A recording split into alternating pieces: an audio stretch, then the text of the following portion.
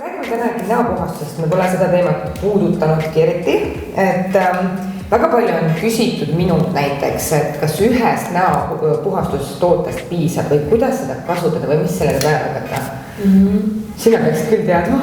No muidugi, mina olen ju see Eesti näopuhastuse esipropageerija, sest et kindlasti ei saa head ja ilusat ja värsket nahka, kui ei tee korralikku puhastust. Sest mõtle ise ka, et sa ju ei pane, ma ei tea, kui sa panen valge särgi selga, pole enne duši all käinud, see särk on sul ju rikutud. Et põhimõtteliselt sul meik ega kreem ega miski ei toimi musta naha peal nii, nagu ta võiks.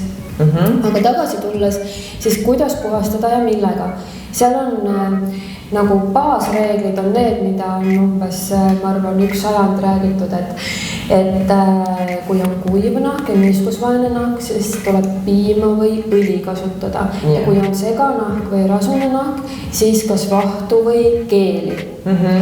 Aga siis on jälle terve hulk inimesi, kes ütleb, mu nahk on hullult kuiv, mulle meeldib nägu pesta. Ja siis on meil see, et see vaht siis või keel siis kuivatab veelgi ja vesi kuivatab, et see on täitsa segaduses.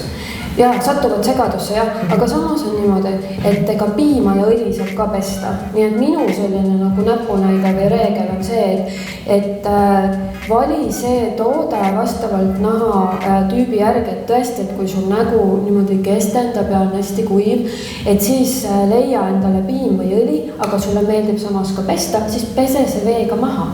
Jaa. Seda ma pole küll kunagi kellelegi soovitan, ma pole lihtsalt selle peale tulnudki, et tegelikult seda piima võib ju ka maha pesta. Ja muidugi piimasid on selliseid ka, mis on tõesti hästi paksud, et nad tulevad nagu näo pealt suht raskelt maha, aga siis on need sellised nagu rätikud või sa võid vativatja appi võtta, et kõike saab teha, aga just, et ära heitu sellest, et mul on näopiim ja kunagi pole öeldud, et seda võiks maha pesta. Küll, et miks just selle lapikesega sa saad veel nagu maha, et ta natuke nagu kreemine võib-olla, eks? Siis sellega saab ilusti puhtaks. No ja siis tuleb see järgmine samm, et nii, kui ma nüüd olen näo ära pestnud, kas ma pean sinna peale panema näovett? See on see, mida kogu aeg küsitakse. Siis jah, näovesi tegelikult võtab need viimased mustuse, rasu ja meigijäägid maha ja lisaks näovesi tasakaalustab naha pH-d, et see on väga oluline. Ja nüüd on niimoodi, et me räägime sellest puhastusest, jah, õhtul tuleb teha nagu selline eriti hoolikas puhastus. Sügav puhastus. Kevadpuhastus. Ja, aga mida me siis hommikul teeme? Et hommikul on nüüd jälle vastavalt nahatüübil, et kui sul tuleb öösel hästi palju jääke ja rasu, siis sa võid täpselt samamoodi pesta kas siis oma selle piima või keeliga, aga kui sul ei tule öösel väga palju, see on näppudega tunda.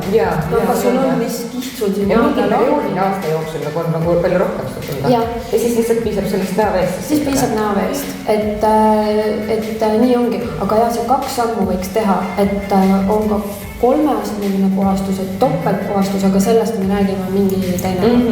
Ja see on selline baas ja basic on ju? Jah, et vaata naha tüüpi ja vaata, kas sulle meeldib veega pesta, kõiki tooteid saab veega maha. Ja. Vali lihtsalt endale meeldib toode ja pane endale sobima. Ma ei tea, see võiks küll kõigile meelde jääda. Võiks jah.